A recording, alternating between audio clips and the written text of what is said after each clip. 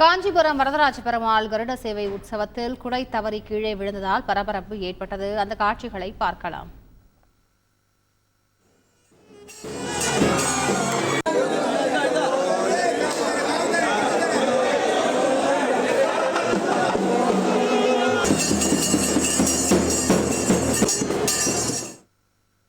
இது தொடர்பான கூடுதல் தகவல்களை செய்தியாளர் தன்ராஜிடம் கேட்கலாம். தன்ராஜ், வணக்கம். தன்ராஜ், என்ன நடந்தது? எப்படி குடை கீழே விழுந்தது? தற்பொழுது அந்த குடையானது எடுக்கப்பட்டு விட்டதா? விவரங்கள். காஞ்சிபுரம் வரதராஜ பெருமாள் கோவில் உலக பிரசித்தி பெற்ற கோவிலாக இருக்கிறது. கிட்டத்தட்ட உலக பிரசித்தி பெற்ற அத்திவரதர் கோவில் என அழைக்கப்படுகின்ற காஞ்சிபுரம் வரதராஜ பெருமாள் கோவிலிலே கடந்த 2 தினங்களாக முன்பு கொடியேற்றம் நடைபெற்றது. அதனைத் தொடர்ந்து தற்போது 3வது நாளாக இந்த உற்சவம், கருட சேவை உற்சவம் நடைபெற்று வருகிறது.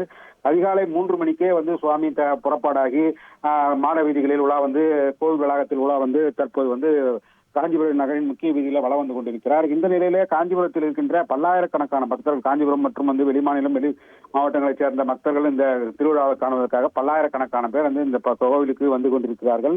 இந்த திருவிழா தற்போது நடந்து கொண்டிருக்கிறது. இந்த நிலையிலே அதிகாலை நேரத்திலிருந்து சுவாமி புறப்பாடான தொடக்கத்திலிருந்து இந்த கொடை பிடிக்கக்கூடிய பட்டாச்சாரியர்கள் குடையை சரியாக பிடிக்க முடியாமல் கிட்டத்தட்ட காஞ்சிபுரம் கோவில் அருகே இருக்கின்ற சி.வி. ராஜகோபால் தெருவிலே ஒரு முறை தவறவிட்டார்கள்.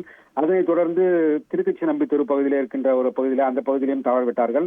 அதனைத் தொடர்ந்து இந்த பிள்ளையார்பாளையம் பகுதி வழியாக சுற்றி காஞ்சிபுரம் கச்சபேஸ்வரர் கோவில் அருகே இந்த கொடை மாற்றக்கூடிய நிகழ்வு நடைபெறும். அந்த நேரத்திலே இந்த கொடையை தூக்கி போட்டு குலுக்கும் போது, அந்த கொடை பிடிக்கும் போது சுவாமியை குலுக்குவார்கள். அந்த குலுக்கக்கூடிய நிகழ்வின் போது அந்த கொடையை தவற விட்டு விட்டார்கள். இது தற்போது காஞ்சிபுரம் பக்தர்களிடையே பெரும் அதிர்ச்சியை ஏற்படுத்தியிருக்கிறது. குறிப்பாக இந்த முக்கிய விழாவாக கருதக்கூடிய இந்த கருட சேவை உற்சவத்தில் இந்த மாதிரி இந்த அவசகுணமாக நடைபெற்றிருப்பது பக்தர்களிடையே பெரும் அதிர்ச்சியை ஏற்படக்கூடிய செயலாக இருக்கிறது. இது தற்போது நிகழ்வாக இருக்கிறது. முழு விவரங்களுக்கு நன்றி தன்ராஜ். செய்திகளை உடனுக்குடன் தெரிந்து கொள்ள உடனே சப்ஸ்கிரைப் பண்ணுங்க.